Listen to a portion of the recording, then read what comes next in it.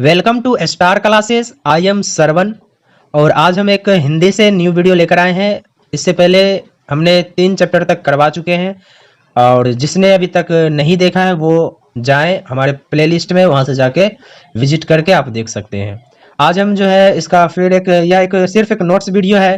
तो चलिए स्टार्ट करते हैं। चैप्टर का नाम है नाखून क्यों बढ़ते हैं। इनके लेखक है हजारी प्रसाद द्विवेदी। कौन है लेखक?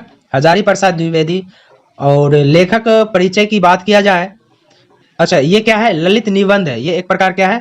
ललित निबंध है। और लेखक परिचय की बात किया जाए तो हजारी प्रसाद द्विवेदी जी का जन्म 1907 ईस्वी में हुआ था।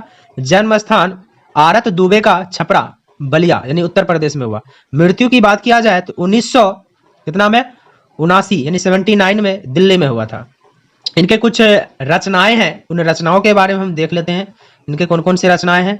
तो ये जो रचनाएं हमारे पास जो है यह है अशोक के फूल, कल्पलता, विचार और वितर्क, कुटज, विचार प्रवाह, आलोक पर्व, प्राचीन भारत के कलात्मक विनोद एवं वान भट्ट की आत्मकथा, चारू चंद्रलेख, पुनर्नवा, अनामदास का पोथा।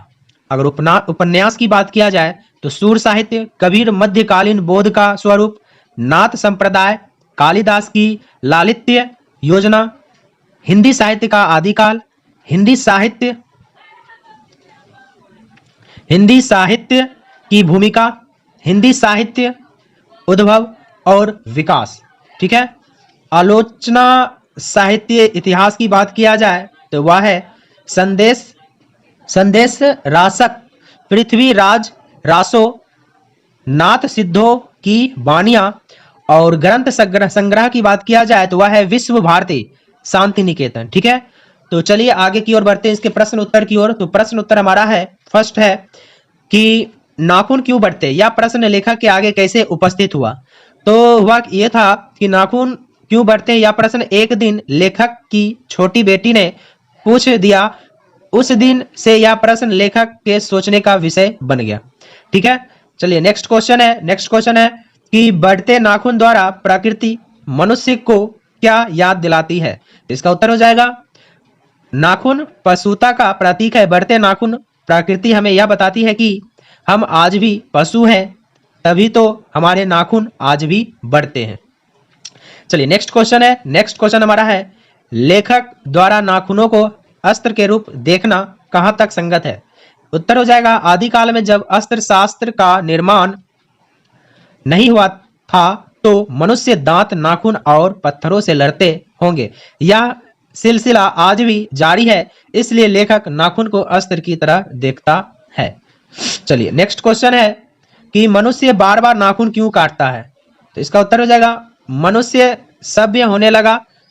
प्रारंभिक काल में मानव एवं पशु एक समान थे, नाखून अस्त्र थे, लेकिन आज मानवीय गुण आ जाने के कारण पशुता का त्याग करना ही उचित मानता है, इसलिए मनुष्य नाखून बढ़ जाने पर उसे काट देते हैं।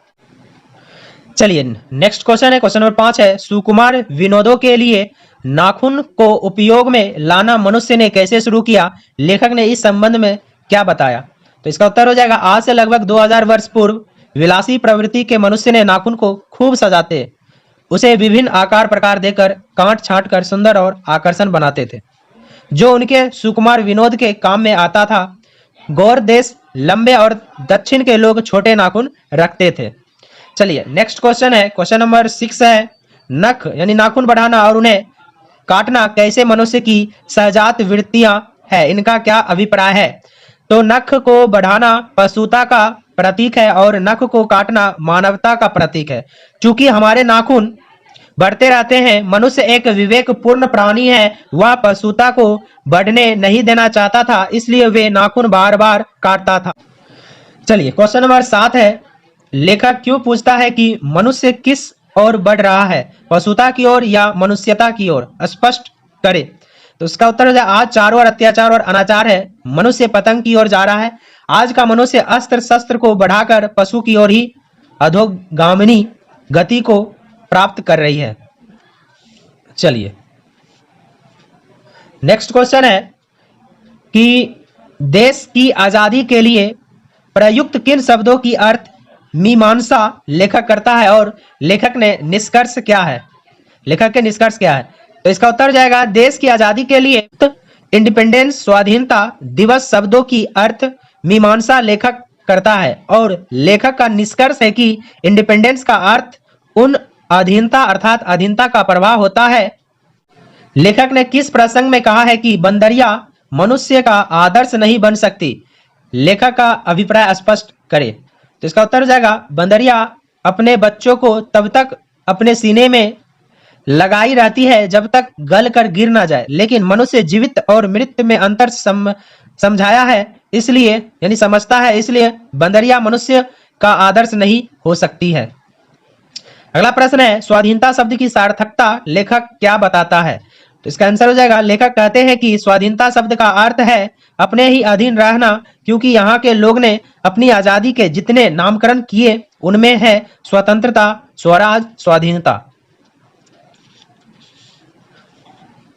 चलिए नेक्स्ट क्वेश्चन है निबंध में लेखक ने किस बूढ़े का जिक्र किया है? लेखक की दृष्टि में बूढ़े के कथनों की सार्थकता क्या है? तो निबंध में लेखक ने एक बूढ़े का जिक्र किया है। वह बूढ़ा बहुत ही अनुभवी था। वह कहता था बाहर की ओर नहीं अंदर की ओर झांको, प्रेम दया ममता का गुण है, लेकिन कुछ लोगों को बूढ़े की बात अच्छी नहीं लगी इसलिए उसे गोली मार दी गई। शायद महात्मा गांधी के बारे में बात कर रहा होगा। अगला है मनुष्य की पूंछ की तरह उसके नाखून भी एक दिन झड़ जाएंगे के इस अनुमान से लेखक के मन में कैसी आशा जगती है? तो इसका आंसर हो जाएगा वैज्ञानिक का कहना है कि जो अंग प्रयोग में नहीं होता है वह अंग धीरे धीरे समाप्त हो जाते हैं। कहा जाता है कि मनुष्य की पूंछ होती थी जो उपयोग में नहीं होने के कारण समाप्त हो गई।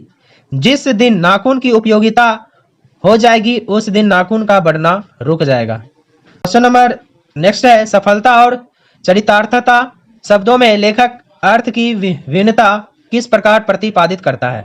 उत्तर हो जाएगा मनुष्य बाहरी आवरणों से जो कुछ भी प्राप्त करता है वह उसका सफलता होता है, लेकिन प्रेम दया चरितार्थता और हमें गुणों को आगे बढ़ना चाहिए। नेक्स्ट है व्याख्या करें। क है काट दीजिए वे चुपचाप दंड स्वीकार कर लेंगे, पर निर्लज अपराधी की भांति फिर छूटती ही सेंध पर हाजिर। तो इसका प्रस्तुत पंक्ति हमारे पाठ्य पुस्तक गोधली भाग 2 संकलित हजारी प्रसाद द्विवेदी की रचना नाखून क्यों बढ़ते हैं शीर्षक से निबंध से ली गई है। नाखून पशुता का प्रतीक है, यह हमेशा बढ़ते रहता है। मनुष्य विवेक प्राणी है, वह नाखून को काटता रहता है, लेकिन नाखून उस अपराधी के समान है जो पकड़े जाने पर दंड स्वीकार करता है लेकिन छूट जाने पर फिर अपराध करने लगता है। ख नंबर है कि मैं मनुष्य के नाखून की ओर देखता हूं तो कभी कभी निराश हो जाता हूं। तो उत्तर हो जाएगा प्रस्तुत पंक्ति हमारे पाठ्यपुस्तक गोधली भाग 2 संकलित हजारी प्रसाद द्विवेदी की रचना नाखून क्यों बढ़ते हैं शीर्षक निबंध से ली गई है। नाखून पशुता का प्रतीक है। हमारे नाखून आज भी बढ़ रहे हैं। इससे स्पष्ट होता है कि आज भी हमारे पशुता है, यानी हम लोग पशुता, हमारे पशुता है। लेखक जब कभी कभी नाखून की तरफ देखता है तो कभी कभी निराश हो जाता है। चलिए अगला है हमारा गौ है कमबख्त नाखून बढ़ते हैं तो बढ़े, मनुष्य उन्हें बढ़ने नहीं देगा। प्रस्तुत पंक्ति हमारे पाठ पुस्तक गोधली भाग 2 संकलित हजारी प्रसाद द्विवेदी की रचना नाखून क्यों बढ़ते हैं शीर्षक निबंध से ली गई है।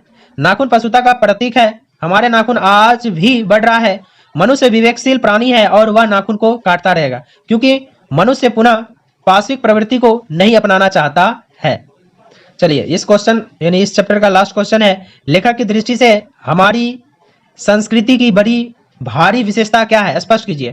तो भारतीय संस्कृति की सबसे बड़ी विशेषता है भारतीय चित्र जो आज अनधीनता को रूप में न सोचकर स्वाधीनता को रूप में, वह हमारे दीर्घकालीन संस्कारों का फल है। वह संस्कार स्व के बंधन को आसानी से छोड़ नहीं सकता। अपने आप पर अपने आप के द्वारा लगाया गया बंधन हमारी संस्कृति की बड़ी भारी विशेषता है। तो इस वीडियो का जो पीडीएफ है हम नीचे दिए गए डिस्क्रिप्शन बॉक्स में डाल देंगे, आप वहां से डाउनलोड करके लिख सकते हैं। तो इस वीडियो में आज भर के लिए इतना ही। नेक्स्ट वीडियो में फिर हम मुलाकात होता है, तब तक के लिए धन्यवाद।